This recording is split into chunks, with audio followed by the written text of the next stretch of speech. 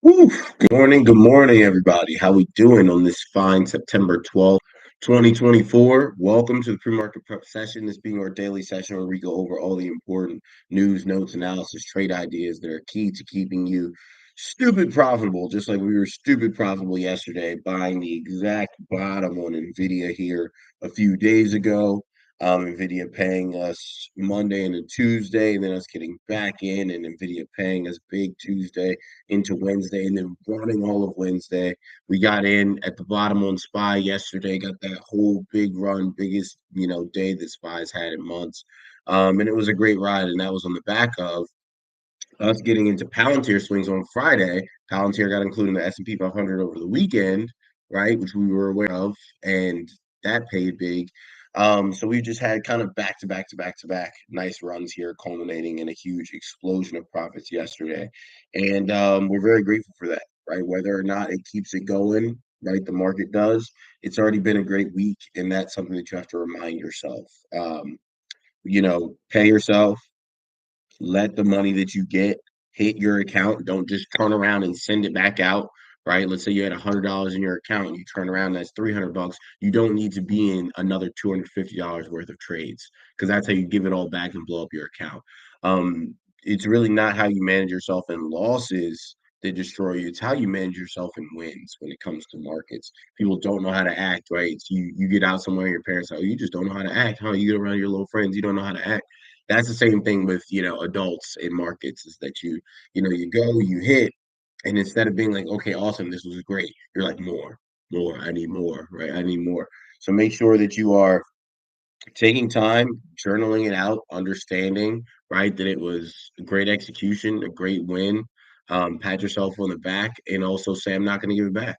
Right? I'm not going to give it back. If you had $100, you made 300, right, and you're sitting at 300 now, you don't need to be trading around with any more than that 100 that you initially had, right? Still trade like whatever your account looked like 2 days ago, 3 days ago, and then you'll be good.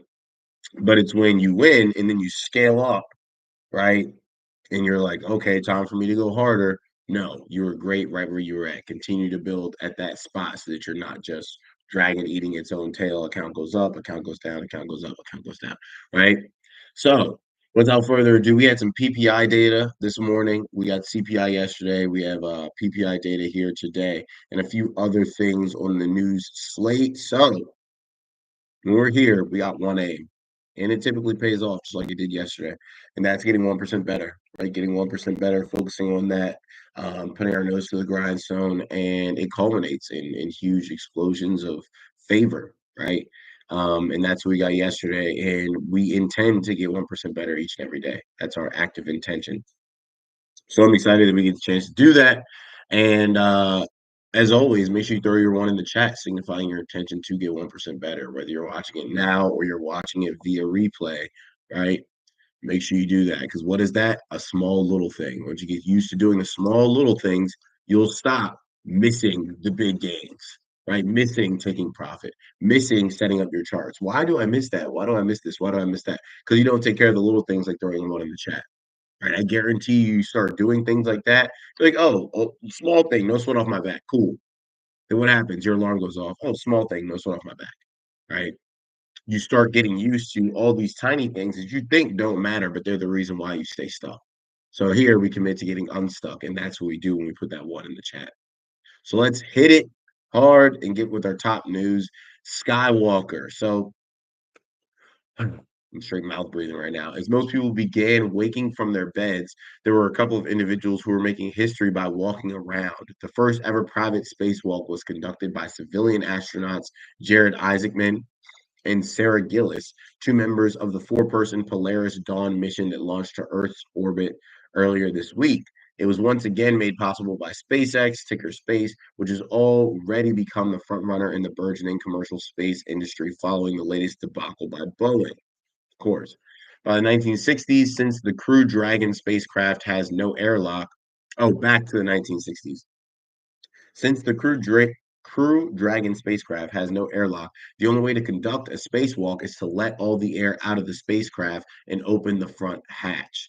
Exposed the entire interior to the vacuum of space. Oh wow, aka vented, requiring all four astronauts on board to don spacesuits. The extravehicular activity was made possible by new handrails the SpaceX named Skywalker and took place 870 miles above Earth, which is three times higher than the International Space Station or the deepest point ventured into space by humans without going to the moon. Wow. That's significant. I did not think that it was that high up. It's really tough to like gauge when they're like, "Oh, I was spacewalking." It's like, were you just really high up in the sky? Or were you all up in space? They were three times higher than the International Space Station, so they were in the thick of it. The key objective of the spacewalk was to test SpaceX's new suits, which were developed in-house to prepare for further missions to the final frontier. Quote, it's not lost on us, you know, it's not lost on us that, it might be 10 iterations from now and a bunch of evolutions of that suit, but that someday someone could be wearing a version of it that might be walking on Mars, Isaacman declared. And it feels like, again, a huge honor to have the opportunity to test it out on this flight. Space race tech entrepreneur and billionaire Jared Isaacman is an accomplished pilot and CEO of Shift4 Payments, whose ticker is 4, but he's not the only one interested in space. The industry has been growing at an exponential rate, although many new entrants have struggled in the public markets. Others have blasted above the exosphere in 2024, including AST Space Mobile, whose ticker is ASTS, which we've traded, and then EchoStar, whose ticker is SATS, and then Intuitive Machines, whose ticker is Lunar, who we've also traded before, which are looking to capitalize on satellite and exploration technologies. So the space race is definitely heating up, right? It's definitely heating up. This is something that you've heard me talk about often with Elon Musk. I mean, for you to monopolize commercial space travel at this point, like he's just always two steps ahead. He's crazy. I will not deny that. I'm not vying for his, you know, character or moral stability. It's just the dude is talented, right? And he's got foresight that is unmatched. Because there's no one close to SpaceX right now when it comes to space and getting to space and from space reliably. So shout out to them for that. Um, but yeah, a lot going on with these tickers, ASTS, Lunar. So keep an eye out, right? Which is Intuitive Machines. Keep an eye out because they move and they move big. AI new valuation. Microsoft backed OpenAI is in discussions for a $6.5 billion funding round from investors, according to fresh reports. It would value the world's biggest artificial intelligence startup at around 150 billion, which is nearly double OpenAI's valuation of 86 billion earlier this year. The round will be led by Thrive Capital, with participation from Microsoft, while Apple and NVIDIA have also been in talks about investing in the startup. OpenAI is additionally weighing a $5 billion revolving credit facility as it continues to invest heavily to maintain its edge in the AI race. Yeah, this is going to be a money burning machine, right? We're just going to go dump money, dump money, dump money, dump money. And we've got to hit the goals that we imagine for AI. And if we don't, like I talked about, right, during Kaizen, it might not ever happen when it comes to the levels that we want it to reach. So this is right in the thick of it. And that also has something to do with these space tickers as well, right? Which is something that we talked about during that amazing event. Economic news here. Rate cut odds. Traders on Wednesday strengthened bets that the Fed will cut interest rates by a quarter point next week instead of a jumbo 50 basis point move. While the headline CPI figure was in line with expectations, core inflation data came in slightly hotter than expected. Markets initially fell in the news, but later ended the volatile session higher, which appeared to be in response to the market favoring the prospect of a rate cut at all, according to Seeking Alpha analyst group leader Daniel Jones. Oh, sorry. Whew. Colds are just like the most annoying thing because they're not enough to like take you out, but they're just enough to make everything that you do really annoying. So, oh yeah, Seeking Alpha investing group leader Daniel Jones, not related to the absolute failure of a quarterback for the Giants, Daniel Jones. I say that as Washington has to go in and play the Giants, and we let the Tampa Bay Buccaneers score on every drive except for one. So they punted once. So Daniel Jones might cut us up this week. Who knows? But I'll talk trash while I can. The producer price index will also be released this morning, while the ECB is expected to cut rates again today, beating the Fed to the party. So let's check and see what the PPI numbers were looking like. So again, CPI is based off of consumer inflation, right? How prices increase for consumers. PPI is based off of how prices have increased for producers. So it looks like month over month, up 0.2% versus 0.1% previous, estimated 0.1%. So PPI came in hotter than expected month over month. Um, yeah, looks like point 0.2 versus point 0.1. Year over year, it was in line with expectations. 1.7% is what we got. Expected was 1.7. And then core PPI, actual 0.3%, estimated 0.2%. Yeah, okay. And then US core PPI year over year. So month over month was worse than expected. Year over year was better than expected. So all around mixed bag here. With PPI, I'd say more worse than expected numbers than better than expected numbers. So we'll see if that manifests here this morning and, maybe puts a pause on the push that we got yesterday. We'll have to keep an eye out, right? Keep an eye out on that price action. I'll talk more about that in the group with my morning analysis video. Now, regulation, trading trouble. Atlanta Fed President Raphael Bostic broke the central bank's trading restrictions. Its internal watchdog revealed in a report, but noted there was no evidence that he made trades based on insider information. Bostic created an appearance of acting on confidential information from the FOMC following the execution of 154 trades on his behalf since 2018 during the committee's so-called blackout periods. This in turn created an appearance of a conflict of interest, with the scale and timing of his trades nonetheless raising concerns. I mean, yeah, everybody who's involved in the government is going to be placing trades in some way, shape, or form. Is it right? No. Can I say if I was in the same spot, I wouldn't do it? No, I can't say that, right?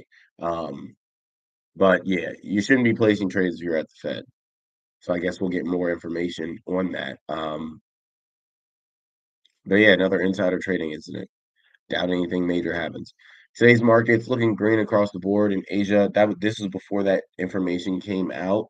Looks like SPY is taking a little bit of a dip since that info came out, but very small from like what 556 to like 550, 550.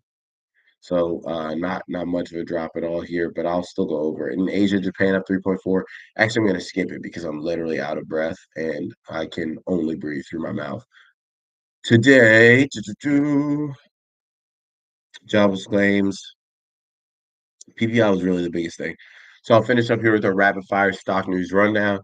Boeing could face strike as workers push back on contract. Norfolk Southern, ticker NSE, fires CEO over relationship with legal chief. Bro, come on, man. You can't do that. NVIDIA CEO sees $1 trillion opportunity in accelerated computing. Berkshire Hathaway sheds more of Bank of America. Stellantis, ticker STLA dealers in U.S. blame CEO for degradation of brands. Report Couche-Tard weighs raising bid for 7-Eleven owner. BurgerFi International, ticker BFI, files for Chapter 11 bankruptcy protection. Fox could shake up sports betting sector by activating FanDuel stake. Then Rivian, ticker RIVN, execs detail growing pains as manufacturing ramps up. And then 23andMe CEO Wojcicki open to considering other takeover bids. And that'll wrap us up. Put a bow on it. Take us out on this beautiful morning. To everybody tuning in, great morning to you. Alicia, Sharon, James, Latrice, Coco, Barbara, Paul, my man Paul. All you guys have a great day. I'm about to jump into the group, right? See what we got going on regarding these markets. Remember, pay yourself, don't overtrade.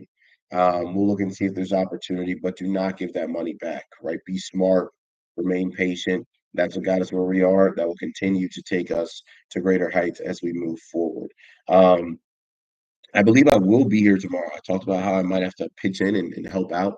Turns out I won't be on call for that, which is nice because I really do not feel up to it. I'd rather be chilling and wrapped up in a blanket with Stevie sitting on top of my feet, shouting out to you guys on the computer. So that's what I'll be doing. So I'll be here tomorrow morning. Other than that, everybody, unless you hear an update, that's the plan. I'll see you back here then for our next pre-market prep session. Have a good one. Peace.